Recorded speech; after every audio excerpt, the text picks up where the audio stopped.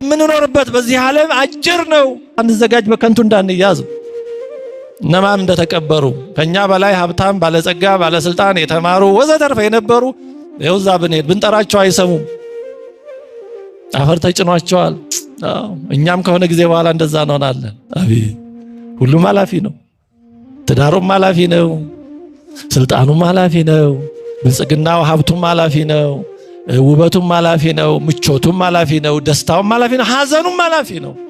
ዓለሙኒ ኃላፊ ፍትወቱኒ ኃላፊ እስመ ኩሉ ኃላፊ ውእቱ። ወንድሞቼ ይህን ዓለም አትውደዱ። ለምን? ኃላፊ ጠፊ ነው። ዓለሙ ምኞቱም ኃላፊ ነው። ያልፋል። ምንም ያልፋል። ሁሉም ያልፋል። የማያልፍ ምንም ነገር የለም። እስኪ የማያልፍ ነገር አቃለ እንዲህ የምትለው ራስህ ታልፋለህ። የዛሬ 100 ዓመት የነበሩ ሰዎች አሉ። የዛሬ 100 ዓመት የነበሩ ኃያላን ዓለምን ይቆጣጠሩ ይመሩ የነበሩ የጦር ኃይል ኃላፊ የነበሩ ነገስታት የነበሩ ባለሀብት የነበሩ አሉ ዛሬ። ስለዚህ እኛም እንደዛው ነው። የማያልፍ ነገር የለም። አዎ ለጊዜው የምናየው ነገር ቢያስጨንቅ ቢያበሳጭ ግን ያልፋል። በሚያልፈው የማያልፍ ነገር መስሎን እንዳንጨነቅ ነው። ያልፋል። ዛሬ እግዚአብሔር የሰጠን ስንት ነገር አለ። ከዛሬዋ ቀን መድረሳችን ቀላል ነው በእውነት።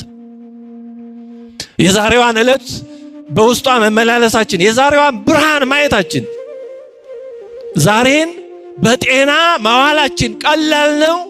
ዛሬን ስለሰጠን እኮ ማመስገን አለብን። እንደው ግማሽ እያጉረመረምን የምንከተለው አምላክ አይደለም እግዚአብሔር። የምር ነው። የእውነት ደግና ጥሩ ነው እግዚአብሔር። ስለዚህ ጭንቀት ችግር የሚያባብስ እንጂ ችግር የሚፈታ ስለሆነ አትጨነቁ ያለን። ስለዚህ ጭንቀት ችግሩን ያባብሳል እንጂ አይፈታውምና ነው። የሚጨነቅ ሰው ዋጋ ቢስ እንደሆነ ራሱን ወደ ማየት ይሄዳል። ምንም ኖርኩ አልኖርኩ ምን ትርጉም አለ ወደሚል ቀቢጸ ተስፋ ሁሉ ይወስዳል። የሚጨነቅ ሰው ተጨንቆ በቃ ሁሉ ነገር ጨለም ይልበታል። በቀኑ ይጨልምበታል። ራሳችን በራሳችን ላይ እንዲጨልም እናደርገው ጭንቀትን ከመጠን በላይ ከማብዛት ነው አንዱ። ለነገ አስበን መስራት ያለብንን እንስራ። ግን ነገ የሚሆነው ነገር ዛሬ ላንቀይረው። ስለ ነገ ዛሬ የምንጨነቅ ከሆነ ዛሬንም እናጣለን። ነገንም ደግሞ ስንደርስ ያው የሚሆነው ይሆናል። በስመ አብ ወወልድ ወመንፈስ ቅዱስ አሐዱ አምላክ አሜን። ሁላችሁም በእግዚአብሔር ስም እንዴት ዋላችሁ? እንዴት ሰነበታችሁ? አሜን። ሁሉ ነገር የሱ የሆነ ልዑለ ባህሪ እግዚአብሔር አምላካችን ከዚህ ዕለት ከዚህ ሰዓት እንድንደርስ የፈቀደልን ከዚህ ዕለት ከዚህ ሰዓት መድረስ ብቻ ሳይሆን ደግሞ ከሚወጣው ከሚወርደው በዙሪያችን በዓለሙ ካለው ለየት ብለን በምሕረት አደባባይ ዙሪያ ተሰባስበን እሱን በዝማሬ እንድናመሰግን ቃሉን እንድንማማር እንድንሰማ ሳይገባን በአባታዊ ምሕረቱ የጠራን የሰበሰበን ልዑለ ባህሪ እግዚአብሔር አምላካችን ዛሬም ዘወትርም ለዘላለሙ ከምድር እስከ አርያም ክብር ምስጋና ይድረሰው አሜን። በሚኖረን ጊዜ የምንማርበት የትምህርታችን ርዕስ ለነገ አትጨነቁ የሚል ነው። የባለቤቱ ቃል ነው፣ የፍጡር ቃል አይደለም። ማቴዎስ ወንጌል ምዕራፍ 6 ቁጥር 34 ላይ ተጽፎ ያለ የባለቤቱ ቃል ነው። ስለዚህ ባለቤቱ ራሱ ሁሉ ነገር የሚያውቅ አምላክ ለነገ አትጨነቁ ይለናል። እንዲህ የሚለው ሰው ቢሆን ምን ተይዞት ነው በማያውቀው ነገር እንዲሁ ያጽናናል ብለን ችላ ልንለው እንችል ይሆናል። በእርግጥ የሰውም ማጽናናት አይናቅም። ሰው ምንም ባያደርግ እንኳን አይዞህ ሲል እንኳን ዋጋ አለው። እንደውም አይዞህ ከሞት ያድናል የሚል ብሂል አለ። እንደዛ የሚሆንበት ሁኔታ ይኖራል። ለምሳሌ ሰው በጫካ ወይ በምድረ በዳ ብቻውን ሲሄድ ወይ በጨለማ አውሬ ሊያጠቃው ወይም ጠላት ሊያጠቃው ባለበት ሁኔታ የሰው ድምፅ አይዞህ የሚለው ድምፅ ሲሰማ አውሬም ቢሆን ይደነግጣል። እግዚአብሔር ለሰው የሰጠን ጸጋ ስላለ ሰውን ሲሰማ አራዊትም ይደነግጣሉ፣ ይርቃሉ። ጉዳት ሊያደርስ የነበረ ሰውም ካለ ወይ ያ ተደርቦ ይጎዳኛል ብሎ ባይሆንም የሚያየኝ የሚሰማኝ ሰው አለ ብሎ ካሰበው ጉዳት ወደ ኋላ ሊልና ያ ሰው ሊተርፍ ይችላል። እና ለተናጋሪው አይዞህ በጣም ቀላል ነገር ነው። ለሰሚው ግን ከሞት የሚያድን ሁሉ ሊሆን ይችላል። እና ምን ለማለት ነው? እንኳንስ የባለቤቱ ቃል የፍጡር ቃል እንኳን አይዞህ የሚለው አይናቅም፣ ዋጋ አለው ነው። ሰው ሲጨንቀው ሲጠበው ምንም ባናደርግለት እንኳን አይዞህ በርታ ስንለው የራሱ ዋጋ አለው። የሰው ድምፅ ዋጋ አለው። ይህን ድምፅ መስማት የሚፈልጉ ሰዎች አሉ። ግን ይሄ ለነገ አትጨነቁ የሚለው ቃል የተነገረው በሰው አይደለም፣ በባለቤቱ በእግዚአብሔር ነው። ስለዚህ ባለቤቱ እግዚአብሔር አትጨነቁ ይለናል። ይሄ ቃል ያለበትን ወደ ኋላ ትንሽ ሳብ አድርጌ በንባብ ሁላችንም እንስማ። አሁን እግዚአብሔር ነው እንዲህ አለው፣ ስለዚህ እላችኋለሁ ስለ ነፍሳችሁ በምትበሉትና በምትጠጡት ወይም ስለ ሰውነታችሁ በምትለብሱት አትጨነቁ። ነፍስ ከመብል ሰውነትም ከልብስ አይበልጥምን? ወደ ሰማይ ወፎች ተመልከቱ፣ አይዘሩም አያጭዱምም በጎተራም አይከቱም፣ የሰማይ አባታችሁም ይመግባቸዋል። እናንተ ከነርሱ እጅግ አትበልጡምን? ከናንተ ተጨንቆ በቁመቱ ላይ አንድ ክንድ መጨመር የሚችል ማን ነው? ስለ ልብስስ ስለምን ትጨነቃላችሁ? የሜዳ አበቦች እንዴት እንደሚያድጉ ልብ አድርጋችሁ ተመልከቱ። አይደክሙም አይፈትሉምም። ነገር ግን እላችኋለሁ ሰለሞንስ እንኳን በክብሩ ሁሉ ከነዚህ ከሜዳ አበቦች እንዳንዱ አልለበሰም። እግዚአብሔር ግን ዛሬ ያለውን ነገም ወደ እቶን እሳት የሚጣለውን የሜዳን ሳር እንዲህ የሚያለብሰው ከሆነ እናንተ እምነት የጎደላችሁ እናንተንማ ይልቁን እንዴት አያለብሳችሁም ማለት ነው። ይቀጥላል ጌታችን ትምህርት። እንግዲህ ምን እንበላለን፣ ምንስ እንጠጣለን፣ ምንስ እንለብሳለን ብላችሁ አትጨነቁ። ይህንስ ሁሉ አሕዛብ ይፈልጋሉ፣ ይህ ሁሉ እንዲያስፈልጋችሁ የሰማይ አባታችሁ ያውቃልና። ነገር ግን አስቀድማችሁ የእግዚአብሔር መንግሥት ጽድቁንም ፈልጉ፣ ይህም ሁሉ ይጨመርላችኋል። ነገ ለራሱ ይጨነቃልና ለነገ አትጨነቁ፣ ለነገ ለቀኑ ክፋቱ ይበቃዋል። የአምላካችን የእግዚአብሔር ስሙ የተመሰገነ ይሁን። ስለዚህ አትጨነቁ ሲል ዝም ብሎ አንድ ተራ ትእዛዝ ብቻ አይደለም። እንዲህ ቢልም ይበቃ ነበር። እሱ ቃሉም ሕይወት ያለው ኃይልም ያለው ነውና እውነት ነውና አንድም ቢሆን የተናገረው በቂ ነበር። ግን በዛ ብቻ አልበቃም። ብያለሁ በዚህ ተመላለሱ አይደለም የሚለው ወደ ውስጣችን ገብቶ እንዲዋሃደን ማስረጃውን አቅርቦ ነው። ስለ ልብስ ስለ ምግብ የመሳሰለውን ሁሉ አብራርቶ ነው ለምን መጨነቅ እንደሌለብን። ሰውነታችን ምግብ እንዲያስፈልገው አድርጎ የፈጠረው እሱ ነው። ምግብ መቀበል የሚችለው የምግብ ፍላጎት ራሱ የምግብ ፍላጎት ባይኖር እኮ ባጠገባችን ምንም አይነት ምግብ ቢኖር ምንም ትርጉም የለውም። ይሄ ሲያመንም እናቀው ነው። ስንታመም የምግብ ፍላጎታችን ሲዘጋ ድሮ ሽተን ጓጉተን ጣፍጦን የምንበላው ሁሉ ጨርሶ ሊያስጠላን ሁሉ ይችላል። አንዳንድ ሰዎች ሲያማቸው እንኳን እነሱ መብላት አይደለም የሚበላ ሰው ሁሉ የሚያሳዝናቸው ሰዎች አሉ። ይሄ በሽታው ነው እንጂ ምግብ ጠልቶ አይደለም ተፈጥሯቸው። ግን በሽታ እንደዛ ሁሉ ያደርጋል። ስለዚህ ከምግብ ፍላጎት ይጀምራል። ይሄን የፈጠረው እግዚአብሔር ነው፣ ምግብ እንዲያሻን አድርጎ ከዛ ደግሞ ወደ ውስጥ መቀበያውን ጉሮሮውን አድርጎ መፍጫውን ጥርስ አድርጎ ይሄን ጥርሱን እኮ እኛ አይደለም ያው በእውነቱ እድሜ ልክ የሚያገለግል ያውጣ ወረድ ቢኖረው እንዲህ አድርጎ በየጊዜው ብዙ መቀየር የማያስፈልገው አልፎ አልፎ ሊኖር ይችላል። ግን እንደዚህ ያለ መፍጫ አዘጋጅቶ ስንፈጭ ደግሞ ወደ ውጭ እንደወጣ እንዳያስቸግር መንጋጋውን ያንን ሁሉ አደረገ፣ ከንፈሩን አደረገ።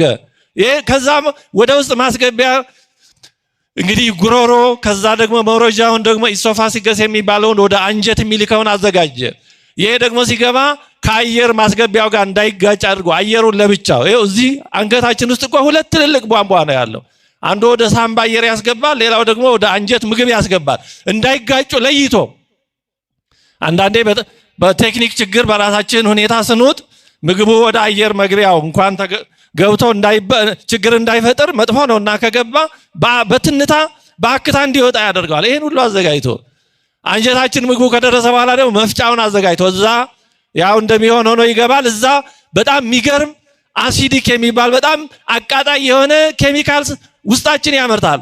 ያ ደግሞ በጣም አቃጣይ የሆነው ወደ ሌላው ሰውነታችን ቢሄድ በጣም ጎጂ የሆነው ሃይድሮክሎሪክ አሲድ ይሉታል።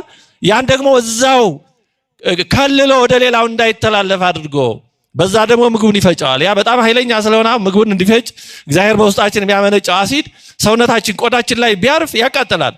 ግን ውስጣችን ሆኖ ግን አያቃጥለንም፣ ከልሎታል። ከዛ እንደዛ አድርጎ ደግሞ ከፈጨ ካዘጋጀ በኋላ የሚጠቅመው በደም ስር ወደ ሕዋሳት እንዲሄድ ያደርገዋል፣ የማይጠቅመው እንዲወጣ ያደርገዋል። ይህን ሁሉ ስርዓት የዘረጋው እኔ ለዚህ የሚያስፈልገውን አይሰጠኝም ብላችሁ እንዴት ትጠረጥራላችሁ ነው። ይህን አንዱንም መስራት አይችልም ማንም ሰው። ሐኪሞች ማድረግ የሚችሉት ይህን መጠገን ነው። ያው ያለውን አንድ የተዘረጋውን ስርዓት ሲበላሽ የመጠገን የጋራጅ ስራ ነው። አስቀድሞ በእያንዳንዱ ሰው ሲፈጠር ይህንን ኢንስቶል አድርጎ እንደ ሲስተም ዘርግቶ የሚፈጠር አምላክ ይህን ሁሉ የሰጠው እኔ ለዚህ የሚያስፈልገውን ይነሳኛል ብላችሁ እስክትጠራጠሩ እንዴት ትደርሳላችሁ ነው። ይሄ የጭንቀታችሁ ጉዳይ ምክንያት አይሁን ነው። ስለዚህ ለነገ አትጨነቁ ያለው በእውነት ራሱ ባለቤቱ ነው። ግን ዛሬ ካለንበት ሁኔታ ዓለማችን ካለበት ሁኔታ እያንዳንዳችንም በውስጥም በውጭም በቅርብም በሩቅም ከምንኖርበት ሁኔታ አንፃር ዛሬ ይሄ ቃል ይሰራል ወይ እንደዚህ የሚሉ ሰዎች አሉ። እንደው ዛሬ አትጨነቁ ብሎ ለመናገር ራሱ ከባድ ነው። እንደዚህ የሚሉ ሰዎች ሊኖሩ ይችላሉ፣ በእውነት ሊኖሩ ይችላሉ። በስብከተ ወንጌልም ዙሪያ እንደው አለን በምንለው ምናልባት እንዲህ ብሎ ማስተማር ይከብደኛል የሚሉ ወገኖች ሊኖሩ ይችላሉ። አዎ ዛሬ የቤት ኪራዩ መከራ ነው። እያንዳንዱ የሚበላው የሚጠጣው በእውነቱ ኑሮ መከራ ነው። በእውነቱ ዛሬ እኮ መኖራችን ራሱ ተአምር አይደል? በእውነቱ እንዴ በጣም ዛሬ ውሎ ማደር ከወር ወር መድረስ እኮ በእውነት እንደቀላል የሚታይ አይደለም። እና እንዲህ ያለ አስጨናቂ ሁኔታ በሞላበት አትጨነቁ ብሎ ለማስተማር ቀላል አይደለም። በእውነቱ እውነት ይሄ ቃል ዛሬ ይሰራል ወይ? ለምንድን ነው አትጨነቁ ያለን? ዛሬ ዓለሙ ያለበትን እኛም ያለንበትን ሁኔታ ቀድሞ ስለማያውቅ ነው ወይስ ይሄ ቃል የሚሰራበት የማይሰራበት ጊዜ አለ? ዛሬ አትጨነቁ ለነገ የሚለው ይሰራል አይሰራም? ይሰራል። ታዲያ ባለቤቱ ለምንድን ነው አትጨነቁ ያለን? ለምን? ዓለሙ በሆነ ዘመን ጥሩ በሌላ ዘመን ደግሞ መጥፎ ስለሚሆን ነው? አይደለም። ይህ ዓለም ከድፍርስነት ወጥቶ አያውቅም። ወይርቅ መርህባ ጉህሉት ይላል ዳዊት። በዚህ ዓለም ከአደባባዩ ሐሰት፣ ሽንገላ፣ ተንኮል፣ ክፋት ተለይቶት አያውቅም። የዓለሙ ጠባይ እንደዚሁ ነው። ታሪክ ማወቅ የሚጠቅመው ለዚህ ነው። ትንሽ ታሪክ የማያውቅ ሰው በሱ ዘመን ያለውን ብቻ ስለሚያይ ይሄ ዘመን ይሄ መከረኛ ማቴዎስ 24 ይሄ 8 አባው በእርግጥ በዚህ ዘመን ጨመር ያደርጉ ነገሮች ሊኖሩ ይችላሉ አሉ። ግን በየትኛውም ዘመን በታሪክ ስናይ የሰው ልጅ ከጦርነት ከመጠላላት ከመጠፋፋት ተነጥሎ ያውቃል። የሰው ልጅ ታሪክ ሁሉም ታሪኩ ይሄ ነው ባይባልም ግን የሚጎላው እንዲህ አይነት ነው። ጉልበተኛው ደካማውን ሲያጠቃው ነው በዚህ ዓለም የተኖረው። ከአቤልና ከቃይን ጀምሮ ገና መሬት ጠበበች እንዳይባል ገና ሁለት ወንድማማቾች ሳሉ። ስለዚህ ለነገ አትጨነቁ ያለው እግዚአብሔር የዚህን ዓለም ጠባይ ስለማያውቀው የኛም ጭንቀት ስለማይገባው አይደለም፣ ወይም ስለማይገደውም አይደለም። ከሱ በላይ ለኛ የሚገደው የለም። ከራሳችን በላይ ለራሳችን ይገደዋል። ታዲያ ለምንድን ነው አትጨነቁ ያለው? ትንሽ ነጥቦችን ብቻ ጠቅለል አድርገን ለማየት እንሞክራለን። አንደኛው ምክንያት ባለቤቱ አትጨነቁ ለነገ አትጨነቁ ያለበት ምክንያት ጭንቀት ጎጂ እንጂ ጠቃሚ ስላልሆነ ነው። ቢጠቅም ኖሮ ተጨነቁ ይለን ነበር። ተጨንቀን የምናመጣው ጥሩ ነገር ቢኖር ለምን ስንጨነቅ አናድርም? ግን ጭንቀት ጎጂ እንጂ ጠቃሚ አይደለም። በመጀመሪያ በጭንቀትና በማሰብ መካከል ያለው ልዩነት መረዳት ያስፈልጋል። ባለቤቱ ለነገ አትጨነቁ አለ እንጂ ለነገ አታስቡ አላለም። በማሰብና በመጨነቅ መካከል ያለው ልዩነት እጅግ በጣም በጤናና በበሽታ መካከል እንዳለ ልዩነት ያክል የተለያየ ነው። ማሰብና መጨነቅ በጣም የተለያዩ ነገሮች ናቸው። በዚህ ዓለም ስንኖር እንደ ባለ አይምሮ ማሰብ አለ። አይምሮን የሰጠን ለዚህ ነው። እንስሳት አድርጎ ያልፈጠረ ለዚህ ነው። አይምሮ አለን። አይምሮአችን ያስባል፣ ወደ ኋላም ይመለከታል፣ ወደፊትም ይመለከታል። ስለዚህ ማሰብ አስቦ ማድረግ የሚገባውን ማድረግ ግዴታችን ነው። አማራጫችን ብቻ አይደለም፣ ተገቢ ተግባራችን ነው።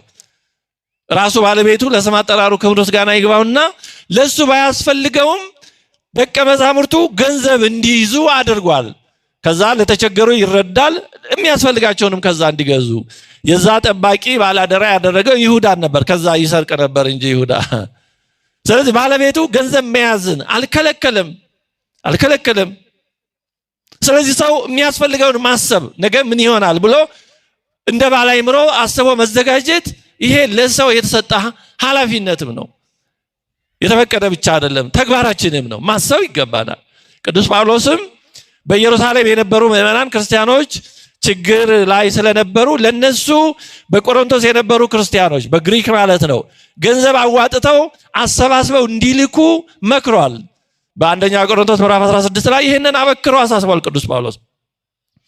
ለቅዱሳንም ገንዘብን ስለማዋጣት ቅዱሳን ያላቸው ክርስቲያኖችን ነው። ሁላችን የተጠራነው ቅዱሳን ልንሆን ስለሆነ ገንዘብን ስለማዋጣት ለገላትያ አብያተ ክርስቲያናት እንደደነገኩት እናንተ ደግሞ እንዲሁ አድርጉ። እኔ ስመጣ ይሄ የገንዘብ ማዋጣት ያን ጊዜ እንዳይሆን ከእናንተ እያንዳንዱ በየሳምንቱ በፊተኛው ቀን እንደ ቀናው መጠን እያስቀረበ ቤቱ ያስቀምጥ ይላል። እኔ ስመጣ መጣ እንዴት እናርሳ አስባችሁ እንዳገኛችሁት መጠን አስባችሁ አስቀምጡ ይላል። ይገባል። አስቦ ማዘጋጀት ለተቸገሩ ለትውልድ ለቤተሰብ አስቦ የሚገባውን ማድረግ ይገባል። ይሄ መጽሐፋዊ ቃል ነው። የሐዋርያት ሥራ ምዕራፍ 21 ቁጥር 28 እስከ 30 ይሄን የመሰለ ሐሳብ አለ። እንዲሁም ቅዱስ ጳውሎስ ሁለተኛ ተሰሎንቄ 3:8 ላይ ከእናንተ ዘንድ በአንዱ እንኳን እንዳንከብድበት ሌሊትና ቀን በድካምና በጥረት እየሰራ እንኖር ነበር እንጂ ከማንም እንጀራን እንዲያው አልበላንም ይላል። ስለዚህ ሌሊትና ቀን እየሰሩ ራስን መደገፍ ራስን ማኖር ለሌላ መትረፍ ይገባናል። የተገቢ ተግባራችን ነው። መጽሐፈ ምሳሌ ምዕራፍ 6 ቁጥር 6 ላይም አንተ ታካች ወደ ገብረ ጉንዳን ሂድ መንገዷንም ተመልክተህ ጠቢብ ሁን ይላል። ከጉንዳን እንድንማር መጽሐፍ ይነግረናል። ጉንዳን በጣም አስገራሚ ብዙ ትምህርት አላት። በዚህ ዓለም ያሉ ወታደሮች ሰራዊት እንደዚህ ሁሉ ሌሎችም ስትራቴጂስቶች ከጉንዳን የሚወስዷቸው በጣም ብዙ ትምህርቶች አሉ። ወደዛ አንገባም እንጂ የጉንዳን መንገድ በጣም የሚገርም ነው። በጣም የሚገርም ብዙ ትምህርት ከጉንዳን ይወሰዳል። እዛው ቀጥሎ ምዕራፍ 30 ቁጥር 25 ላይ መጽሐፈ ምሳሌ በተለይ ደግሞ ከጉንዳን ምን መማር እንደሚገባን እንዲህ ይላል። ገብረ ጉንዳን ኃይል የሌላቸው ህዝቦች ናቸው፣ ነገር ግን በበጋ መኗቸውን ይሰበስባሉ በማለት አርቆ ማሰብንና ማቀድን ከጉንዳን እንድንማር ይነግረናል። ጉንዳን እንግዲህ ከአቅማቸው በላይ የሆነ ብዙ ነገር ተሸክመው በበጋ የሚጓጓዙት በክረምት ከወጡ ውሃ ስለማይችሉ ውሃ ይወስዳቸዋል። ስለዚህ በክረምት ላለመውጣት በበጋ ምግባቸውን ያዘጋጃሉ። ከዛ በሚገርም ሁኔታ ለቅልቀው የሚያዘጋጁት ቤት አላቸው፣ ውስጥ በጣም የሚገርም ስርዓት አላቸው። ያንን አስቀድመው በበጋ ያከማቹና ክረምቱን ያሳልፋሉ። በክረምት የሚወጡት አልፎ ነው። ከወጡም ብዙ ጊዜ ውሃ ተጠንቀቀው ካልሆነ ውሃ ካገኘ ይወስዳቸዋል። ውሃን መቋቋም አይችሉም። ስለዚህ ለወደፊቱ አስቀድመው ማሰብን የሚገባውን ማዘጋጀትን ከጉንዳን ሳይቀር እንድንማር መጽሐፍ ይነግረናል። ስለዚህ ጌታችን የከለከለው መስራትን አይደለም፣ ለሌሎችና ለትውልድ ማሰብን አይደለም በጭራሽ። እንዲህ ለትውልድ ማሰብ ግዴታችን ነው። ለሀገር ማሰብ ግዴታችን ነው። ለሰው ልጅ ማሰብ ግዴታችን ነው። ስለዚህ ጌታችን የከለከለው ይቅርባችሁ ያለው መጨነቅን ነው እንጂ መስራትን አይደለም። መስራት ተገቢ ነው፣ መጨነቅን ተገቢ ያለው። ለምንድን ነው ታዲያ አትጨነቁ ያለው? ምክንያቱም ጭንቀት ጎጂ ስለሆነ ነው። አንደኛው ምክንያት ምንድን ነው? ጭንቀት የሚጎዳው የሚያስከትለው ጉዳት ምንድን ነው? ጭንቀት የአካል ጉዳት ያስከትላል፣ አካላዊ ጉዳቶችን ያስከትላል፣ የጤና ችግር ያስከትላል፣ ማህበራዊ ችግሮችን ያስከትላል። ይህንና ይህን የመሳሰሉ ስነ ልቡናዊ ችግሮችን ሁሉ ያስከትላል። ለምሳሌ በባለሙያዎች ተጠንተው ዛሬ ጭንቀት የሚያስከትላቸው የአካልና የጤና ችግሮች ናቸው የሚባሉ በጣም ብዙዎች አሉ። የተወሰኑትን ባስታውሳችሁ፣ በሽታ የመቋቋም አቅምን ያዳክማል። እግዚአብሔር ሰውነታችንን በሽታ መቋቋም የሚችል አድርጎ ነው የፈጠረው። ኢሚዩኒቲ ራሳችን ሰውነታችን የተለያዩ ህዋሳያን ሲመጡ ተቋቁሞ ተዋግቶ ማሸነፍ እንዲችል አድርጎ ነው የፈጠረው። እንደዛ ባይሆን ኖሮ ያለፈው ያገደመው ተዋሲ ሁሉ እያመመ ከባድ ነበር የሚሆነው ህይወት። ከዛ ያለፈ ሲሆን ነው የምንታመመው። ጭንቀት ግን እነዚህ በሽታን የመቋቋም አቅም በውስጣችን ያሉትን ያዳክማቸዋል። ስለዚህ በቀላሉ ለህማም ያጋልጣል ማለት ነው። ነጭ ደም ሴሎችና ይሄን የመሳሰሉትን ያዳክማቸዋል። ስለዚህ በጣም የሚጨነቅ ሰው ጤናው ይጎዳል። እስቲ ስለሆነ ነገር ብንጨነቅ ተጨንቀን ላንገፋው ነው። አስበን ሰርተን መለወጥ ከቻልን እሰየው ተገቢ ነው። ግን ከዛ ባሻገር ከሆነ አስበን ሞክረን እማንገፋው ከሆነ እዛው ላይ ማቆም ነው እንጂ ከዚህ በላይ ከተጨነቅን እንዲያውም የቀረችንን ኃይል አሟጠን የቀረችንን ጤና አሟጠን እለቱን ችግር ላይ ልንወድቅ እንችላለን። ስለዚህ ጭንቀት ችግሩን ያባዛል እንጂ አይፈታውምና ነው። ጤናንም ይጎዳል፣ እንቅልፍ ማጣትን ያስከትላል።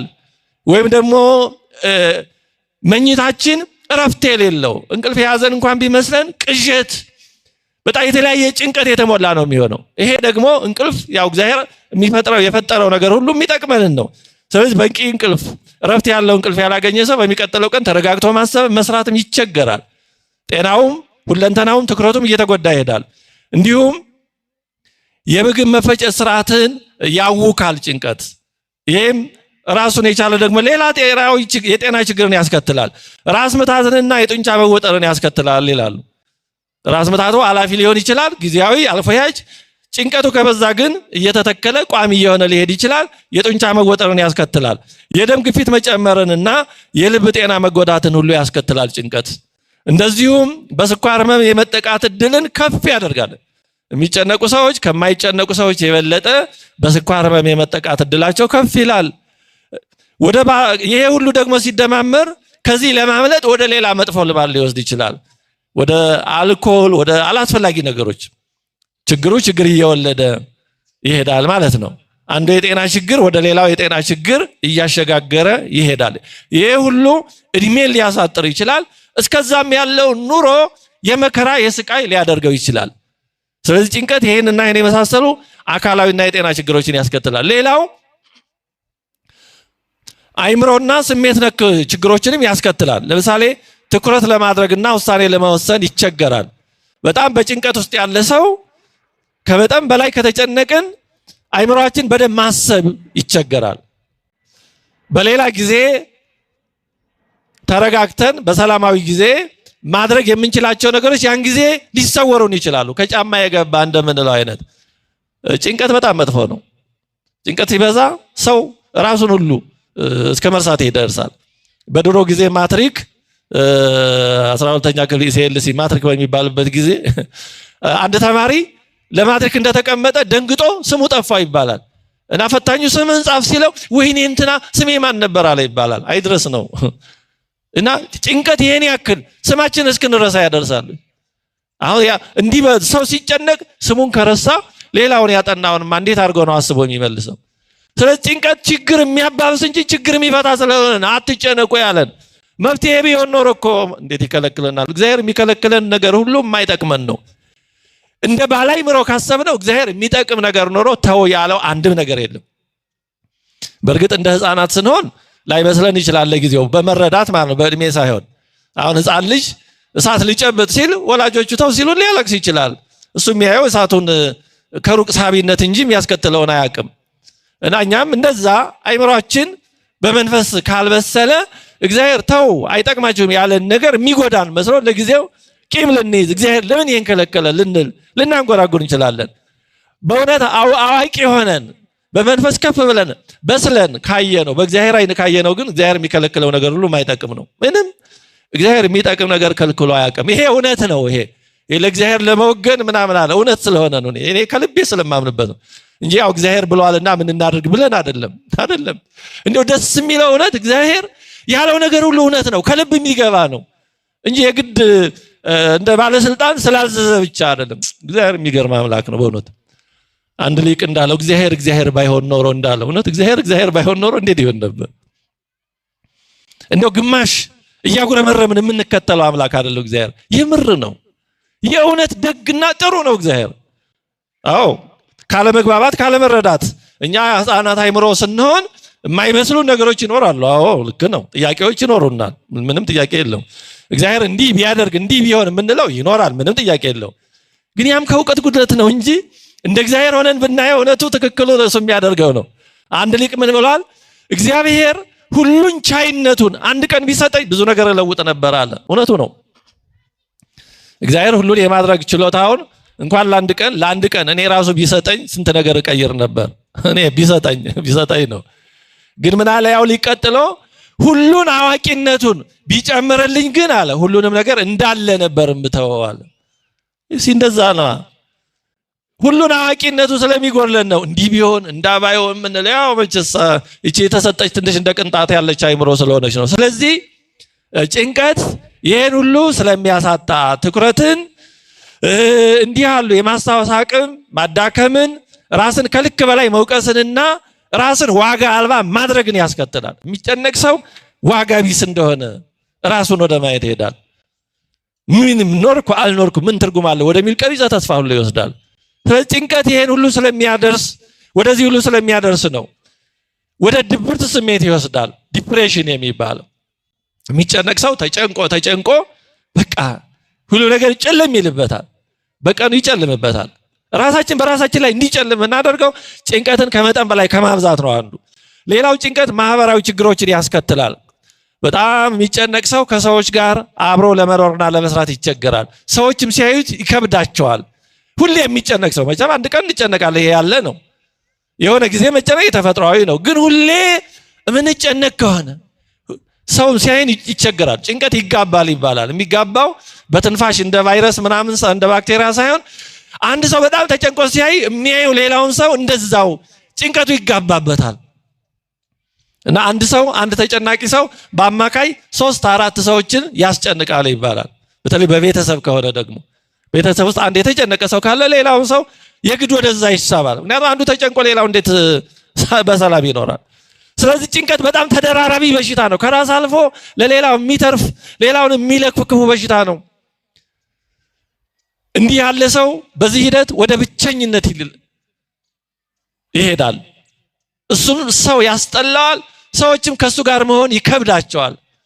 ስለዚህ ራሱ ተመጋጋቢ ይሆናል ማለት ነው ችግሩ። ጭንቀትን እየወለደ ከዛ ብቻውን በሆነ መጠን አንድ ሰው ደግሞ የበለጠ ተጨናቂ ይሆናል። ያም ሰው በተፈጥሯችን እግዚአብሔር የፈጠረን አንዳችን ለሌላችን እንድናስፈልግ አድርጎ ነው። ንግበር ሎቱ ቢጸ ዘይረዶ ነው ያለው እግዚአብሔር። የሚረዳው ባልንጀራ እንፍጠርለት ነው ያለው። ዘትረዶ አይደለም ይላሉ አበው። ዘይረዶ የሚረዳው ነው። ሴት ሁን ወንድ ያ በኋላ የመጣ ነው ዝርዝሩ። አንዱ ለሌላው ያስፈልጋል። እግዚአብሔር ብዙ ያደረገን እኮ ለዚህ ነው። እግዚአብሔር ብዙ ያደረገ እንድንጠላላ አይደለም። አንዱ ለሌላው ያስፈልገዋል። እግዚአብሔር እንዲህ አድርጎ ነው የፈጠረን።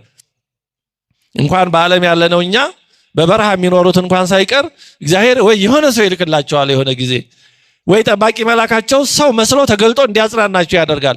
እንዲህ ሰው ለሰው ያስፈልገዋል በቃ።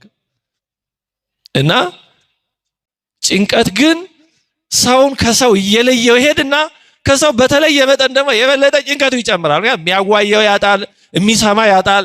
ሰው ተጨናቂ እንደሆነ ካየ ገና ይርቀዋል። ኧረ ጭንቀቱን የሱ ጭንቀት የሷ ጭንቀት ደግሞ አያልቅም እያለ ከመረዳት ይልቅ ወደ ማራቅ ይሄዳል፣ ወደ ማግደል። ስለዚህ የበለጠ የተጨነቀ መውጫ ወደሌለው አዘቅት ውስጥ ይገባል ማለት ነው። ስለዚህ ነው ጌታችን አትጨነቁ ያለው። ለዚህ ነው ለነገ አትጨነቁ አለ። ያው ጭንቀት ችግሩን ቢፈታው ኖሮ መልካም ነበር፣ ግን ችግሩን ያባብሰዋል እንጂ አይፈታው ነው። ለነገ አስበን መስራት ያለብንን እንስራ። ግን ነገ የሚሆነው ነገር ዛሬ ላንቀይረው። ስለ ነገ ዛሬ የምንጨነቅ ከሆነ ዛሬንም እናጣለን፣ ነገንም ደግሞ ስንደርስ ያው የሚሆነው ይሆናል። ስለዚህ ነገ ለሚሆነው ነገር ሁለት ጊዜ ለምን ትከፍላላችሁ ነው። ነገ ስንደርስ የምናገኘውን ነገር ዛሬ ስበን አምጥተን ለምን ዛሬ እንጨነቃለን ነው። ስለዚህ ስለ ነገ መጨነቅ ድርብ ነው፣ ጉዳቱ ነው። ዛሬንም ያበላሻል፣ ነገም ደግሞ ስንደርስ የሚሆነውን አይቀይርም። ስለዚህ ነገ የሚሆነውን ስንደርስ ልናገኘው ለምን ዛሬን በነገ ምክንያት እናጣለን? ይሄን አትጡ፣ በዚህ ምክንያት ሸክማችሁን በራሳችሁ ላይ አታብዙ እያለን ነው ባለቤቱ። ምክንያቱም ነገ የሚሆነውን ነገር ተጨንቀን የማንቀይረው ከሆነ ዛሬንም አጥተን ነገም ደግሞ ሲሆን የሚመጣውን መሸከማችን ላይቀር ማለት ነው። በአንጻሩ ለነገ ባንጨነቅ መስራት ያለብንም እሱ እንዳለ ሆኖ ሁል ጊዜ ሲሆን ነገ ደግሞ እንደፈራ ነው ላይሆን ይችል ይሆናል። ያ የተጨነቅንበት ነገር ምናልባት እንደፈራ ነው እንደሰጋ ነው ላይሆን ይችላል። ቢሆንም ግን ሲመጣ እንሸከማለን በጊዜው ጊዜ። አስቀድሞ ሁለት ጊዜ አልከፈልንበትም። መጨነቅ ግን ለአንድ ጉዳይ ሁለት ጊዜ ሶስት ጊዜ እንድንከፍል ያደርጋል። ሲመጣ መምጣቱ የማይቀረውን ነገር አስቀድመን ስንጨነቅ ዛሬንም እናጣዋለን። ዛሬ በእጃችን ላይ ያለውን እድል ያበላሸዋል። ዛሬን እግዚአብሔር የሰጠን ዛሬ መስራት የምንችለውን እንድንሰራ ነው። በዛሬው እግዚአብሔር እንድናገለግል እንድናመሰግን ነው። ዛሬ እግዚአብሔር የሰጠን ስንት ነገር አለ። ከዛሬዋ ቀን መድረሳችን ቀላል ነው በእውነት። የዛሬዋን ዕለት በውስጧ መመላለሳችን፣ የዛሬዋን ብርሃን ማየታችን። ፀሐይ ስትገባ እዚህ ቁጭ ብዬ በጣም ፊት ለፊት ናት ትታያለች። ፀሐይ ስትገባ ታምራለች። አዎ ነገር ሊያልቅ ሲል እንደዛ ነው። እና ይህን ማየት ቀላል ነው። ዛሬን በጤና ማዋላችን ቀላል ነው። ይህን ጤና ባይኖረን ኖሮ ለመታከም ይህን ደህንነት ጤና ለመመለስ ምን ያክል ድካም ገንዘብ ብቻ አይደለም ያስፈልገን ነበር። ዛሬ ወጋኝ ፈለጠኝ ቆረጠኝ ሳንል መዋላችን ይሄ ቀላል ነው። ዛሬ እግዚአብሔር የሰጠን እንድንሰራ ዛሬ የሞካከርናቸው የሰራናቸው ስራዎች ቀላሎች ናቸው እግዚአብሔር የሰጠን። ስለዚህ ዛሬ ለዛሬ እናውለው ነው። ነገን ስበን ጎትተን አምጥተን ዛሬ ላይ ላናደርገው ስለ ነገ ስናስብ የምንደርስበት ሆኖ እያለ ዛሬንም ማነጣው ነው። ስለዚህ ለነገ አትጨነቁ ማለት ስለ ነገ በመጨነቅ ዛሬን አትጡት ነው። ዛሬ እግዚአብሔር በሰጠን በፈቀደልን መጠን ማድረግ የምንችለውን እናድርግ። ለነገ መዘጋጀት የምንችለውን ሁሉ እንዘጋጅ። ከዛ በተረፈ ነገ ደግሞ ስንደርስ የምናገኘው ለነገ እንተው። ስንደርስ እንደሚሆን ይሆናል ወይ እንደፈራ ነው ላይሆን ይችላል። ቢሆንም ደግሞ እግዚአብሔር ከፈተናው ጋር መውጫውን አብሮ ይሰጠናል። ስለዚህ ነው ባለቤቱ ለነገ አትጨነቁ ለዕለቱ ክፋቱ ይበቃዋል ያለው። ለዚህ ነው ለዕለቱ ለቀኑ ክፋቱ ይበቃዋል ማለት ይሄ ቀንን በሰውኛ ወክሎ መግለጹ ነው እንጂ ቀን በራሱ ክፋትም በጎነትም የለው። አያችሁ ባለቤቱ እያንዳንዱ ቀን ያለውን ክብደት ዕውቅና ሰጠልን። ያከያ ለዕለት እከያ ወይ ያከላ ለዕለት ስራሃ እከያ ለእያንዳንዱ ቀን ድካሟ ወይም ክፋቷ ይበቃታል አለ። እያንዳንዱ ቀን ምን ያህል አድካሚ እንደሆነ ያውቅልናል ባለቤቱ ዕውቅና ሰጠልን። ስለዚህ እያንዳንዱ ቀን ምን ያህል ከባድ እንደሆነ አውቀላችኋለሁ። ስለዚህ በዛ ቀን ሸክም ላይ የነገን የከነገ ወዲያን የሳምንቱን የወሩን የዓመቱን ጭንቀት ያመጣችሁ አትጫኑበት፣ ይከብዳችኋል፣ ይጥላችኋል። ስለዚህ የነገን ለነገ ተውት፣ ዛሬ ደግሞ እግዚአብሔር የሰጣችሁን ስራ ስሩ ነው። ለነገ አትጨነቁ ያለበት አንዱ ምክንያት ይሄ ነው። ጭንቀት የሚመጣው በዋናነት ከእምነት ማነስ ስለሆነ እምነታችሁን አሳድጉ እያለን ነው። ለነገ መጨነቅ ዛሬ ያደረገልንን እንዳናይ የሚጋረድ ክፉ መጋረጃ ነው በእውነቱ። ዛሬን ስለሰጠን እኮ ማመስገን አለብን። በዛሬዋ ቀን እንድንመላለስ፣ ዛሬ ስሙን እንድንጠራ፣ ዛሬ ቃሉን እንድንሰማ ስለፈቀደልን ማመስገን አለብን። የነገውን ደግሞ እሱ ያውቃል። ዛሬን የሚመግብ አምላክ ነገንም እንደማይመግብ አድርጎ መጠራጠር የእምነት ማነስ ነው በእውነቱ። ጭንቀት የአዳም ውድቀት ያመጣብን ትልቁ በሽታ ነው። የጭንቀት ደዌ የማይዳሰሰው ሰው የለም። መጠን ብቻ ነው፣ ከመጠኑ እንዳያልፍ ነው እንጂ ጭንቀት የሌለበት ሰው የለም፣ ሊኖር አይችልም። ምንም አይነት መኪና ብንነዳ፣ ምንም አይነት ወንበር ላይ ብንቀመጥ፣ ምንም አይነት ገንዘብ አካውንታችን ላይ ቢኖር፣ ምንም ቢሆን ጭንቀት የማይጎበኘው ሰው ይኖራል? መቼም ልብስ የማይሸፍነው የለም። ለባብሰን ከቤታችን ስንወጣ ተመስገን ነው መቼም እንጂ የማይጨነቅ ሰው ይኖራል። ግን መጠኑ ከበዛ ነው ደግሞ በጣም መጥፎ የሚሆን። ሁልጊዜ አይምራችንን ውጥር ስቅዝ አድርጎ የሚይዝ ከሆነ። ስለዚህ ለነገ አትጨነቁ ያለው አንዱ እና ዋናው ምክንያት ጭንቀት ጎጂ እንጂ ጠቃሚ ስላልሆነ፣ ተጨንቀን የምንለውጠው ስለሌለ ስላልማይሆን ነው። ሁለተኛው ምክንያት ፈተናውን የምንጋፈጠው እኛ ብቻችንን ስላልሆነ ነው። አትጨነቁ ያለው በፈተናው ውስጥ ብቻችንን የሚተውን አምላክ አይደለም። ከፈተናው መጨረሻ ላይ ሆኖ ድል ስታደርጉ ነው ጠብቃችኋለሁ የሚል አይደለም። ገና ከመጀመሪያው አብሮን የሚጓዝ ነው። በፈተናው ውስጥ አብሮን ስንወድቅ እያነሳ፣ ስንደክም እያበረታ ሁሉን ነገር የሚያደርግልን ስለሆነ ብቻችሁን የሆናችሁ ይመስል ለምን ትጨነቃላችሁ ነው። ዮሐንስ 14:18 ላይ ወላጆች እንደሌላቸው ልጆች አልተዋችሁም አለ። ለስም አጠራሩ ክብር ምስጋና ይግባው። ስለዚህ ወላጅ እንደሌለ ልጅ የምንተው አይደለንም። እጓለማውታ ድሃ አደግ አይደለንም። አባት አለን፣ የታመነ አባት በተግባር ያረጋገጠ፣ እኛነታችንን ያልናቀ፣ ባህሪያችንን ገንዘብ ያደረገ፣ ባህሪያችንን ገንዘቡ ማድረግ አልበቃውም፣ ሞታችንን የሞተ፣ ስቃያችንን የተሰቃየ፣ ስደታችንን የተሰደደ፣ ረሃባችንን የተራበ፣ ፈተናችንን የተፈተነ፣ ምን ያልሆነ ሞታችንን የሞተ፣ መቀበራችንን የተቀበለ፣ በመቃብር ያደረ። ስለዚህ በዚህ ሁሉ ያስመሰከረ አምላክ ይተወናል ብሎ መጠራጠር ስለማይገባ ነው ለነገ አትጨነቁ ያለ። እናንተ ደካሞች ሸክማችሁ የከበደ ሁሉ ወደ እኔ ኑ እኔም አሳርፋችኋለሁ አለ።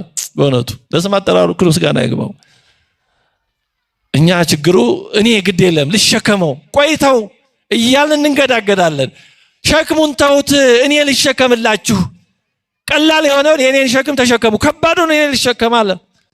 የሚተወን አይደለም፣ ከነሸክማችን የሚተወን አይደለም። ተሸክመን ከብዶን ስንንገዳገድና ስንወድቅ በሩቅ እያየ እንደሚሳለቅ ወይም ደግሞ ዝም እንደሚል ወይም ቢያዝንም መርዳት እንደማይችል አይደለም። አምጡ አስቀድሞ እኔ ልሸከምላችኋል። አንድ ሊቅ ምን ብሏል? ከብዙ ፈላስፎች ዘንድ ተምሬአለሁ አለ። በብዙ መምህራን እግር ስር ተቀምጫለሁ። የብዙ ሊቃውንትን ትምህርት ሰምቻለሁ። ከነዚህ ግን ማናቸውም ሸክማቸው የከበደ ወደ እኔ ኑ እኔ ያሳርፋቸዋለሁ ሲል የሰማሁት ግን ማንም የለም ባለ። እውነት ነው። ማንም ቢሆን ከእግዚአብሔር በቀር ሸክማችንን ሊቀበልልን የሚችል የለም።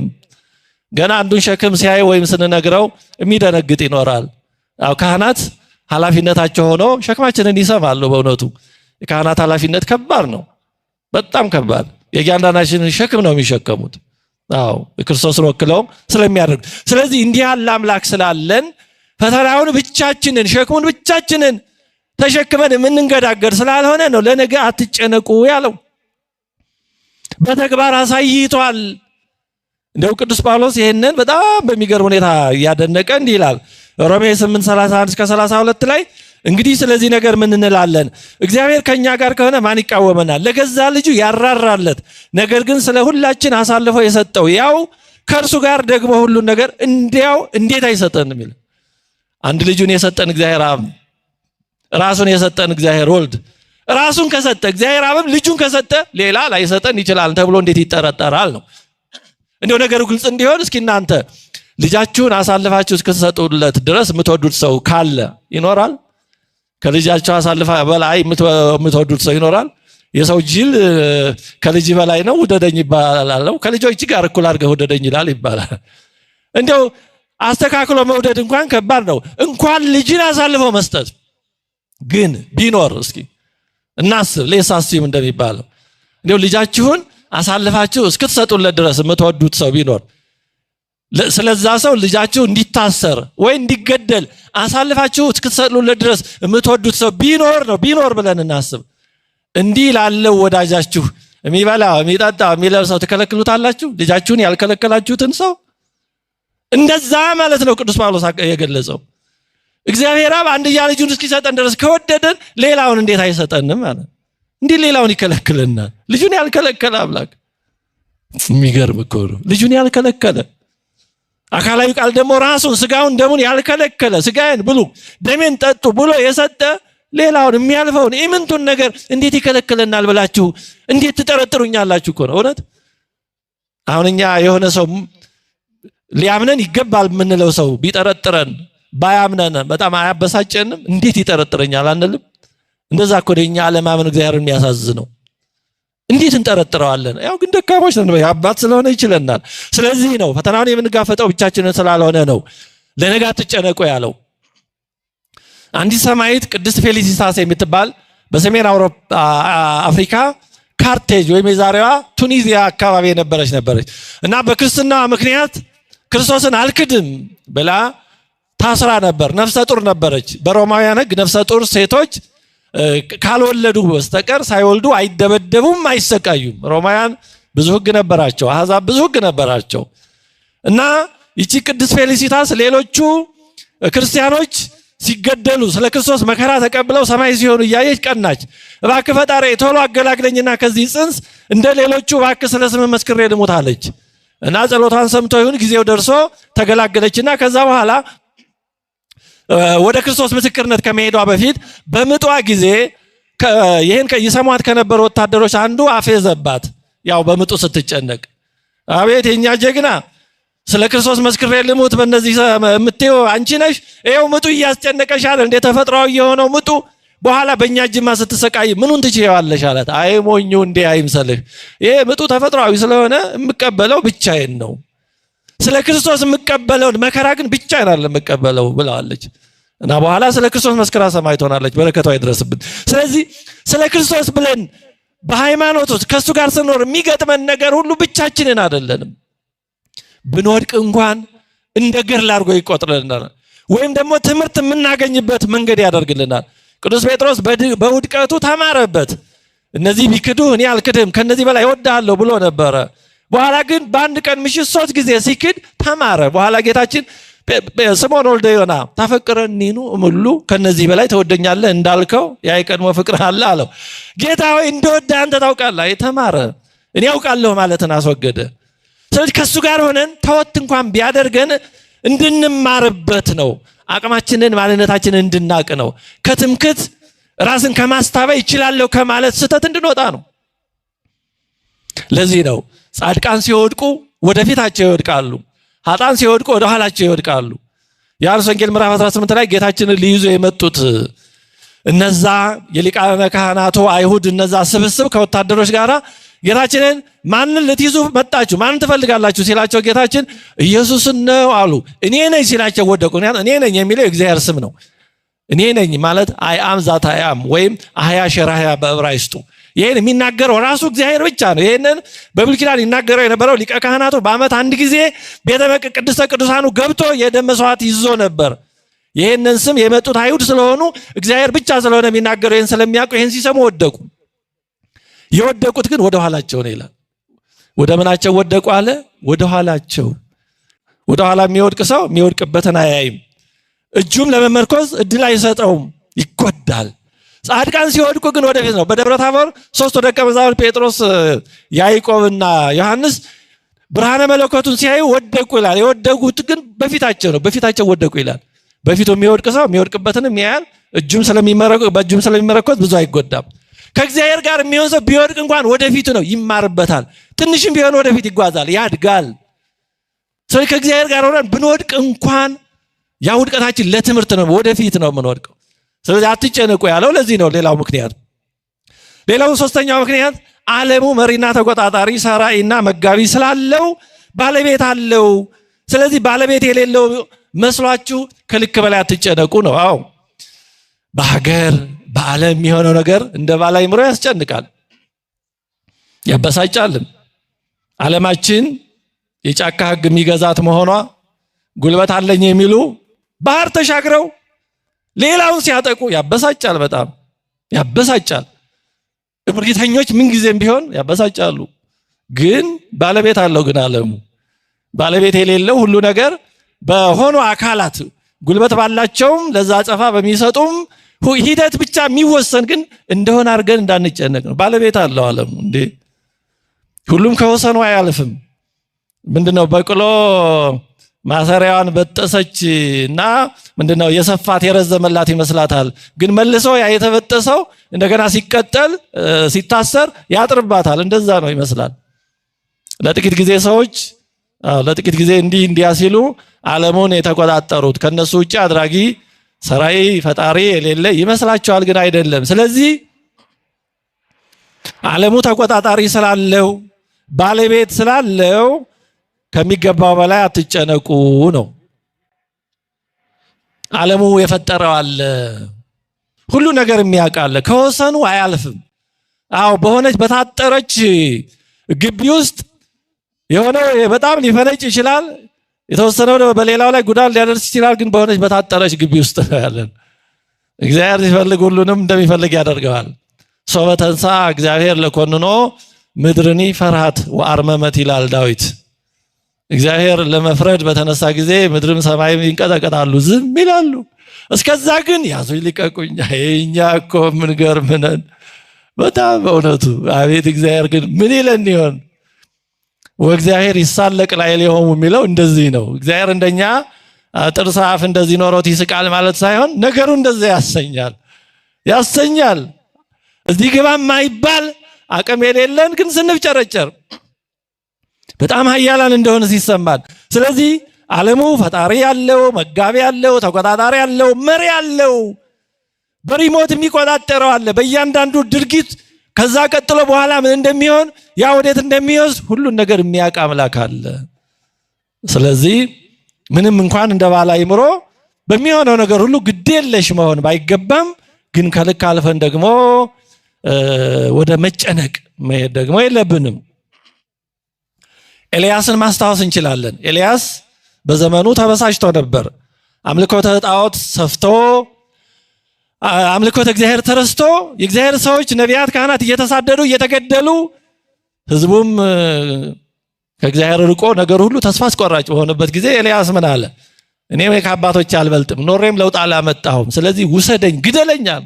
አዎ በእውነቱ ቀናኢነት ሲገነፍል እንዲህ ያደርጋል። አዎ በእውነቱ ታዲያ እግዚአብሔር ምን አለው? አንደኛ ነገሥት ምዕራፍ 19 በጣም የሚገርም ነገር፣ ወደ ዝርዝሩ ሳንገባ እግዚአብሔርም አለው ይላል፣ ሂድ በመጣህበትም መንገድ በምድረ በዳ ወደ ደማስቆ ተመለስ። ከዚያም በደረስክ ጊዜ በሶርያ ላይ ንጉሥ ይሆን ዘንድ አዛሄልን ቅባው፣ በእስራኤልም ላይ ንጉሥ ይሆን ዘንድ የናሚሴን ልጅ ኢዩን ቅባው፣ በፋንታም ነቢይ ይሆን ዘንድ የአቤል መሆላን ሰው የሳፋጥን ልጅ ኤልሳዕን ቅባው። ከአዛሄልም ሰይፍ ያመለጠውን ሁሉ ኢዩ ይገድለዋል፣ ከኢዩም ሰይፍ ያመለጠውን ሁሉ ኤልሳዕ ይገድለዋል። እኔም ከእስራኤል ጉልበታቸውን ለበዓል ያላንበረከኩትን ሁሉ በአፋቸውም ያልሳሙትን ሁሉ 7,000 ሰዎች ለእኔ ያስቀራለዋል። የሚገርም ነው። 7,000 ሰዎች ማስቀረቱ ብቻ አይደለም። ኤልያስን የብቻ ቀረ ብሎ ነበር፣ ግን እሱ የማያውቃቸው 7,000 ሰዎች ነበሩ። ይሄ ብቻ ሳይሆን እግዚአብሔር ስራውን እንዴት እንደሚሰራ ነገረው። በአንተ ቦታ ኤልሳዕ ይቀባል፣ ስራህን ይቀጥላል። ኢዩ የሚባለው ይነግሳል። ኤልዛቤልና አካብ ያፈሰሱትን ደም እሱ ይበቀላል። በሶሪያ ደግሞ አዛኤል ይነግሳል፣ እሱም ይበቀላል። እንዲህ የሆነ ስራው ይቀጥላል አሉ። እግዚአብሔር ስራው አይቋረጥም። በየትኛው ዘመን በማን አማካይነት ፍርዱን እንደሚሰጥ ስራው እንደሚሰራ እሱ ነው የሚያውቀው። ስለዚህ እኛ ፍንጫችን ስራ አስበን አዲያ ምንም ዋጋ የለውም፣ በእግዚአብሔር መታመን ዋጋ የለውም፣ በዚህ ዓለም ፍርድ መጠበቅ ዋጋ የለውም ብለን ተስፋ ወደ መቁረጥ፣ ወደ መበሳጨት፣ ወደ መጨነቅ እንዳንሄድ ነው። እሱ ምኑን መቼ የት በማን እንዴት እንደሚያደርገው ስለሚያውቅ ይሄን ለሱ መስጠት ስለሚገባ ነው። ለነገ አትጨነቁ ያለው ለራሳችን ነው። ሌላ አራተኛው ምክንያት እርሱ ለእያንዳንዳችን ያዘጋጀልን ጥሪና ተስፋ ስላለ ነው። እያንዳንዳችንን ሲፈጥረን የሰጠን ጸጋ አለ፣ ተፈጥሯዊ ጸጋ አለን። ይሄ መግቦታዊ ጸጋ ነው። ሰው በመሆናችን የተሰጠን ጸጋ አለን። የተለያየ ጸጋ አለን፣ ሙያዊ፣ ክህሎታዊ የተለያየ ጸጋ አለን። እግዚአብሔር ሰውን ሲፈጥረው ያለ ጸጋ የፈጠረልን መግቦታዊ ጸጋ፣ ለሚያምነው ለማያምነው ሰው በመሆኑ ሁሉ የተሰጠ ጸጋ አለ ለእያንዳንዱ። እኛ ደግሞ ከዛ ባሻገር በጥምቀት የተሰጠን ጸጋ አለ። ስንጠመቅ ሁላችንም የተሰጠን ደግሞ የጥምቀት የመንፈስ ቅዱስ ጸጋ አለ። ድርብርብ ጸጋ ነው ያለን። ስለዚህ እንዲህ ባለ ጸጋ የተፈጠርን ስለሆነ ምንም እንደሌለን፣ እግዚአብሔር ጸጋ እንዳልሰጠን፣ እግዚአብሔር ሀብት እንዳልሰጠን መጨነቅ የለብንም ነው። ያን ፈልጎ ማግኘት የኛ ድርሻ ነው። እያንዳንዳችን የእጃችን አሻራ ልዩ ነው አይደል የሚባለው? ልክ ነው። የመንትዮች እንኳን አሻራ የተለያየ ነው። ራሳችን ላይ ያለ አዙሪትም የተለያየ ነው። አሁን ደግሞ ዲኤንኤ የሚባለው ነገራችን የተለየ ነው የእያንዳንዱ። ስለዚህ እያንዳንዳችን ልዩ ዋጋ ያለን መሆናችንን እንድናቅ ነው። ልዩ ዋጋ አለን እያንዳንዳችን በእግዚአብሔር ፊት የተለየ ነን። አንዱ በአንዱ አይደረብም። ይሄን ያክል ዋጋ ያለን አድርጎ የፈጠረን አምላክ እያለ ለምንድን ነው የምንጨነቀው? ባለቤት እንደሌለን፣ ሀብት ጸጋ ስጦታ እንደሌለን፣ በባዶ እንደተፈጠርን አድርገን ለምን እንጨነቃለን ነው። ለነገ አትጨነቁ ያለው ለዚህ ነው። አለን እያንዳንዳችን የተሰጠን ነገር አለ። መግቦታዊ ጸጋውም ሆነ በጥምቀት የተሰጠን ጸጋ ግን አንድ አይነት ላይሆን ይችላል። አዎ የአንዳችን ከሌላችን ይለያያል። አንዳችንን የሚመራበት ምሪት ከሌላው ይለያል። አብርሃም፣ ይስሐቅ፣ ያዕቆብ ወዳጆቹ ባለሟሎቹ ናቸው። ሶስቱን የመራበት መንገድ ግን ይለያያል በተወሰነ መንገድ። ለምሳሌ ሶስቱም ረሃብ ገጥሟቸዋል በከነዓን ሲኖሩ፣ ግን ሶስቱን በዚህ ጉዳይ የነገራቸው የተለያየ ነገር ነው። አብርሃምን ወደ ግብፅ ውረድም አትውረድም አላለውም በረሃብ ጊዜ። አብርሃም የበሰለ ስለሆነ ቢወርድም ባይወርድም ለራሱ ለህሊናው ሰጠው፣ ለህሊናው ተወለደ። ስለዚህ በራሱ ህሊና ተመርቶ ወደ ግብፅ ወረደ፣ እንደሚሆን ሆነ። ይስሐቅን ግን ተገልጦ ወደ ግብፅ እንዳትወርድ ነው ያለው። ወደ ግብፅ ቢወርድ ፈተናው ምን እንደሚሆን ያን ይስሐቅ ይችላል አይችለው እግዚአብሔር ነው የሚያውቀው። ስለዚህ አስቀድሞ ይስሐቅን ወደ ግብፅ አትውረድ አለው። ያዕቆብም በተመሳሳይ ሁኔታ በከነዓን ረሃብ ገጠመው። ወደ ግብፅ ሊወርድ ሲል ጸሎት ጸለየ፣ መስዋዕት አቅርቦ እግዚአብሔር ተገልጦ ምን አለው? ወደ ግብፅ ውረድ ካንተ ጋር እሆናለሁ አለ። ሶስቱንም ያላቸው የተለያየ ነገር ነው። አብርሃምን ምንም አላለውም፣ ይስሐቅን እንዳትወርድ አለው፣ ያዕቆብን ውረድ አለው። ግን አንድ እግዚአብሔር ነው፣ ሶስቱም ወዳጆቹ ናቸው። እኔ አብርሃም የይስሐቅ ያዕቆብ አምላክ ነኝ ብሎ ራሱን አስተዋውቋል እግዚአብሔር። ግን እያንዳንዱ የሚመራበት መንገድ የተለያየ ነው። ስለዚህ አሁን በዚህ ሱባኤ ስለሆነ ጉዳይ ብንለምን ለአንዱ የሚሰጠው መልስና ለሌላው የተለያየ ሊሆን ይችላል። ለምን? እያንዳንዳችን ምሪታችን፣ መንገዳችን፣ ጸጋችን የተለያየ ሊሆን ይችላል። የተለያየም ነው። የምንወርሰው መንግስት አንድ ነው፣ አባታችን አንድ ነው፣ መስቀሉ አንድ ነው፣ ክርስትና አንድ ነው፣ ምስጢሩ አንድ ነው። ግን በዚህ ውስጥ ግን እያንዳንዳችን የምንሸከመው መስቀል የተለያየ ነው፣ የምንሄድበት መንገድ የተለያየ ነው። አንዱ በትዳር፣ አንዱ በምንኩስና፣ አንዱ በብሕትውና፣ አንዱ በሰማዕትነት በተለያየ ነው። ስለዚህ እንዲህ ያለ ሰፊ ሀብት ያዘጋጀልን አምላክ እያለ ምንም እንደሌለን እንዳንጨነቅ ነው። ለነገ አትጨነቁ ያለው። ሌላው ትምህርታችንን እየጨረስን ነው። አምስተኛው ምክንያት የዚህ ዓለም ህይወት ደስታ ሆነ ጭንቀቱ ኃላፊም ስለሆነ ነው። አዎ ለጊዜው የምናየው ነገር ቢያስጨንቅ ቢያበሳጭ ግን ያልፋል። ይሄን እያሰብን እንድንጽናና ነው። ሁሉም ያልፋል፣ የማያልፍ ምንም ነገር የለም። እውነት ነው። ይሄ ዓለም ያልፋል እያላችሁ የምትሰብኩት ስብከት ራስን ለማጥራናት ነው የሚል ካለ አዎ እስኪ የማያልፍ ነገር ካለ እንዲህ የምትለው ራስህ ታልፋለህ። የዛሬ 100 ዓመት የነበሩ ሰዎች አሉ። የዛሬ 100 ዓመት የነበሩ ኃያላን ዓለምን ይቆጣጠሩ ይመሩ የነበሩ የጦር ኃይል ኃላፊ የነበሩ ነገስታት የነበሩ ባለሀብት የነበሩ አሉ። ዛሬ በ1900 አካባቢ የነበሩ በ18ኛው በ19ኛው ዓመት የነበሩ አሉ፣ ዛሬ አሉ። ስለዚህ እኛም እንደዛው ነው። የማያልፍ ነገር የለም። ስለዚህ በሚያልፈው የማያልፍ ነገር መስሎን እንዳንጨነቅ ነው። ያልፋል። አዎ ለጊዜው ይከብዳል፣ እውነት ነው። ማለፍ ያልፋል፣ እስኪያልፍ ያስጨንቃል፣ ያልፋል ነው። ግን ያልፋል። ምንም ያልፋል። የሰማዕታት እንኳን መከራ አልፈዋል፣ ማያልፍ የለም። ስለዚህ ነው ለነገ አትጨነቁ ያለው። በሚያልፍ መከራ የማያልፍ መስሎን ከእግዚአብሔር እንዳንለይ ነው። ቅዱስ ጳውሎስ በአንደኛ ቆሮንቶስ ምዕራፍ 7 ቁጥር 29 እስከ 31 ላይ እንዲህ አለ። ዳሩ ግን ወንድሞች ሆይ ይህን እናገራለሁ፣ ዘመኑ አጭር ሆኗል። ዘመኑ አጭር ማለት የምንኖርበት በዚህ ዓለም አጭር ነው። ከእንግዲህ ወዲህ ሚስቶች ያሏቸው እንደሌላቸው ይሁኑ፣ ሚስቶች ባሎች ያሏቸው እንደሌላቸው ይሁኑ፣ የሚያለቅሱም እንደማያለቅሱ ይሁኑ፣ ደስ የሚላቸውም ደስ እንደማይላቸው፣ የሚገዙም ምንም እንደሌላቸው፣ በዚህችም ዓለም የሚጠቀሙ በሙሉ እንደማይጠቀሙባት ይሁኑ። የዚህች ዓለም መልክ አላፊ ነውና። አቤት! ሁሉም አላፊ ነው። ትዳሩም አላፊ ነው፣ ስልጣኑም አላፊ ነው፣ ብልጽግናው ሀብቱም አላፊ ነው፣ ውበቱም አላፊ ነው፣ ምቾቱም አላፊ ነው፣ ደስታውም አላፊ ነው፣ ሀዘኑም አላፊ ነው። ስለዚህ ይህን መረዳት በጣም ወሳኝ ነው። የማያልፍ ነገር የለም። ይሄን በልቡና ጽላት መጻፍ ከባድ ተጋድሎ ይጠይቃል። በእውነቱ በደስታው ከልክ በላይ የምንፈነጨው፣ በሀዘኑም ከልክ በላይ ልባችን ስብር የሚለው እኮ የሚያልፍ ስለማይመስል ነው። ያልፋል። አሁን ለጊዜው ነው እንጂ ያልፋል። ስንት ጊዜ ሊቆይ? ስለዚህ ለሚያልፍ ነገር እንዴት ስብር ብለን እንጨነቃለን? የማያልፍ ይመስል። ኃላፊነቱን ያልተረዱ ሰዎች በደስታው ከልክ በላይ በእውነቱ ሊዘሉ ይችላሉ። በሀዘኑ ደግሞ ከልክ በላይ ልባቸው ስብር ሊል ይችላል። እኛ ግን ይሄን ማወቅ አለብን። ይሄን የምንረዳ ሰዎች በዚህ መጨነቅ የለብንም። የአንድ ሀገር ንጉሥ መማክርቶቹን ሰብስቦ ለሁል ጊዜ የሚሰራ ምክር ስጡኝ አላቸው። መቼም ተጣጥሮ መንገስ እንደሚባለው ነው እንጂ እንዴት ብሎ ለሁል ጊዜ የሚሰራ ምክር መስጠት ይቻላል? ምክንያቱም ለሆነ ጊዜ የሚሰራ ለሆነ ጊዜ ላይሰራ ይችላል። እና ተመካከሩ። እነዛ መማክርቶች ተሰባስበው እንዲህ እንበለው አሉ። ይሄማ በዚህ ጊዜ እንዲህ ላይሆን ይችላል፣ እንዲህ ላይሰራ ይችላል። አዎ ብዙ ወረዱ ቢሉት ሁሉም የሆነ ድክመት አለው። መጨረሻ የተስማሙት በቃ ሁሉም ያልፋል እንበለው አሉ። ይሄ እውነት ነው። ሁልጊዜም ይሰራል፣ ሁልጊዜም ይሰራል፣ ሁልጊዜም ይሰራል። የማያልፍ ምን ነገር አለ?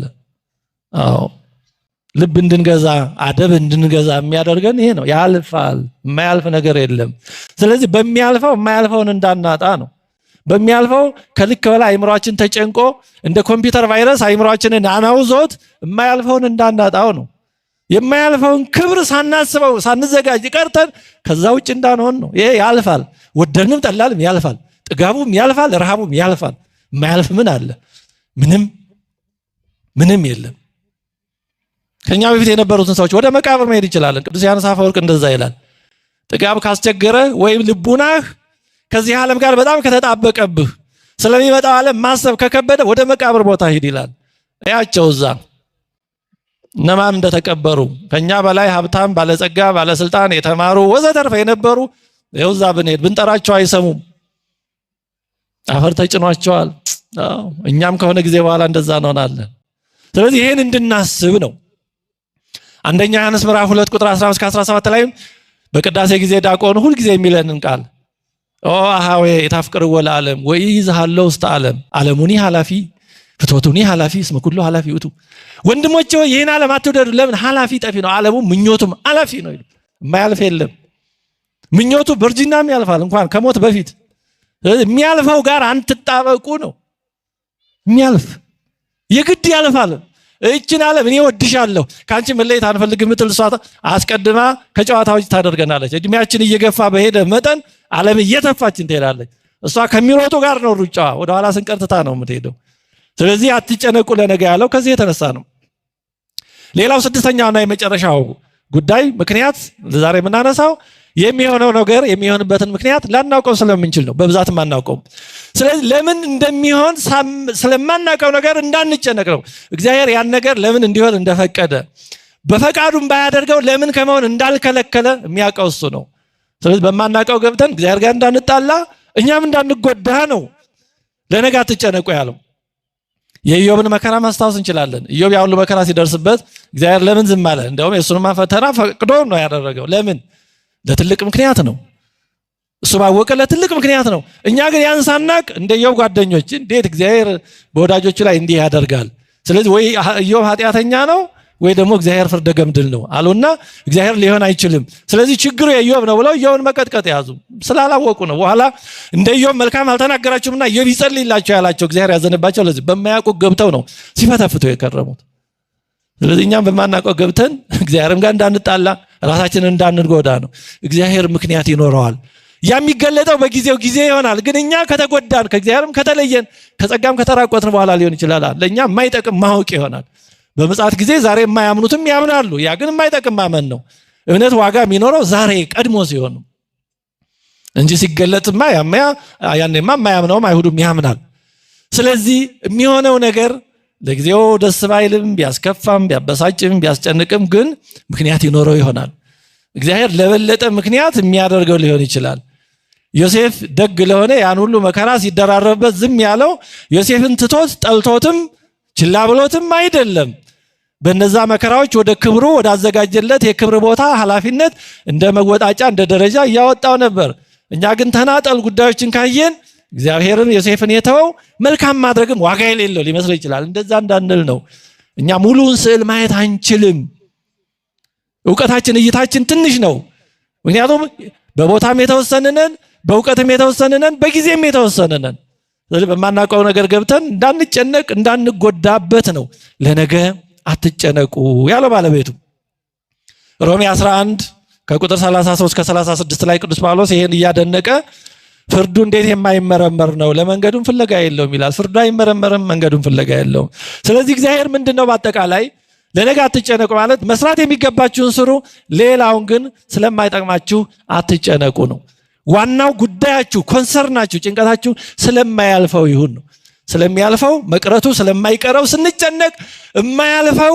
የማይቀረው እንዳያልፈን ነው ለዛ ሳንዘጋጅ በከንቱ እንዳንያዝ አዎ ትኩረታችን ምኑ ላይ ነው እኛስ የሚያልፈው መቅረቱ የማይቀረው ይሄ በየጊዜው በውስጥ በቅርብ ያለው ነው ወይስ የማያልፈው ዘላለማዊ እግዚአብሔር ሰው የሆነበትን ጉዳይ ረስተን እግዚአብሔር ለትሎችም ለመሳሰሉትም የማይነሳው ነገር ጉዳይ አድርገን ያን ትልቁን እንዳናጣው ነው ለኛ የሚጠቅመን ነው ለነገ አትጨነቁ ያለን ስለዚህ ለነገ አትጨነቁ በማለት የነገረን ያስተማረን የዚህን ዓለም ህይወታችንን የሚያቀል መርህ ነው ያቀላል ከባዱ ተጨነቁ ቢለን አልነበረም እግዚአብሔር እኮ ቀላሉን ነግሮን እኛ ግን ቀላሉን እናከብደዋለን ተጨነቁ ነግሬ ያለው ቢለን አልነበረ ከባዱ ግን አትጨነቁዋል ይሄን ደግሞ ያለው ባለቤቱ ነው ስለዚህ እናስብ ለግልም ለወገንም የሚጠቅም ነው የምንለውን ነገር የምንችለውን ያክል ጥረት አድርገን እንስራ እናድርግ ከዛ ባለፈ ግን አንጨነቅ ለእግዚአብሔር እንተው ስብሐት ለእግዚአብሔር